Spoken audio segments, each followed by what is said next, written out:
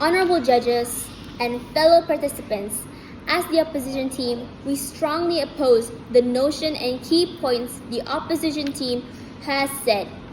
Some key points the opposition team has said is that political dynasties are inherently corrupt, unfair, power-hungry, and anti-democratic. But we believe that this is a simplistic and one-sided view that ignores key facts about how democracy actually works. Might this speaker highlight that democracy is not about surnames but freedom of speech and choice? One of the main reasons of democracy is the right of the people to choose their own to be elected leaders. But we also highlight that we don't suddenly stop calling it democracy just because the person elected shares the same surname or last name of a former or current leader. This speaker also adds that accountability of votes exists regardless of family relations and ties. One argument from the proposition is that political dynasties create asymmetrical power and make accountability harder because internal family protection. But this is a weak argument when tested against real-world examples.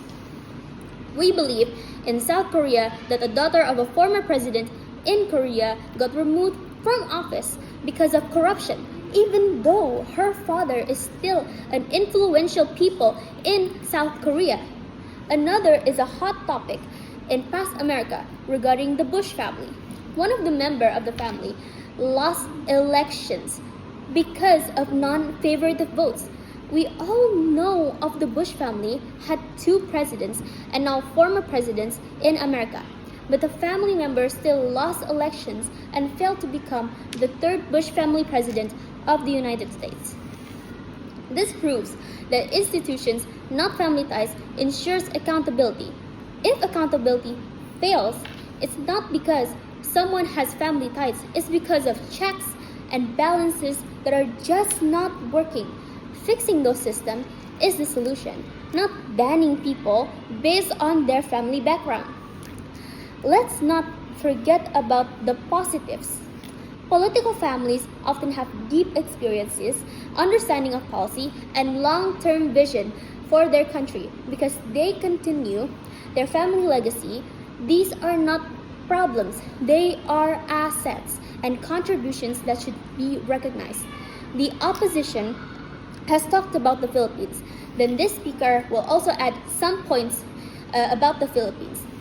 In the Philippines, while some political dynasties have indeed been criticized, but must this speaker highlight that some are also seen as symbols of democracy and reform, especially after Ferdinand Marcos' dictatorship.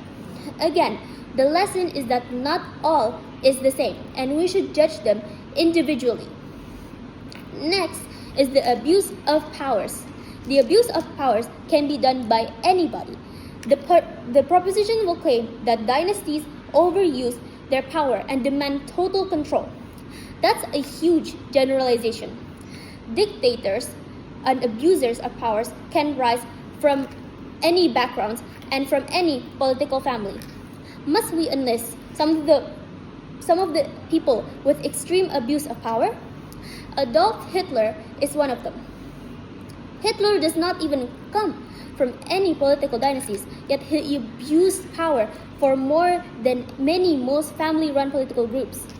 Let's not stop pretending that all harm to democracy comes from family ties. It comes from authoritarian attributes and weak constitutions and lack of civic engagement.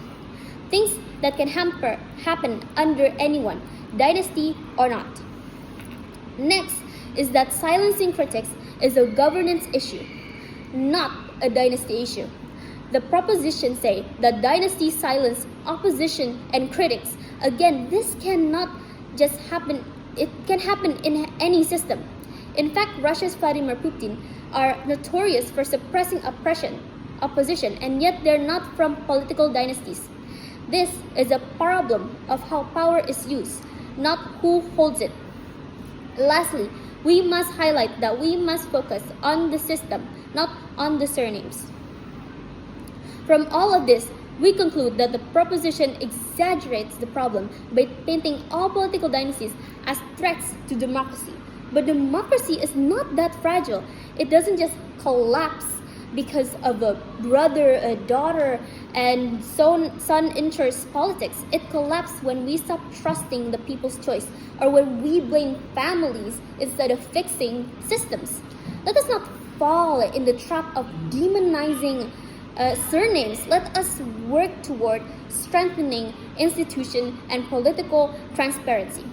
That is how we protect democracy, not by banning families and from serving their country. Thank you, honorable judges and fellow participants. That is all.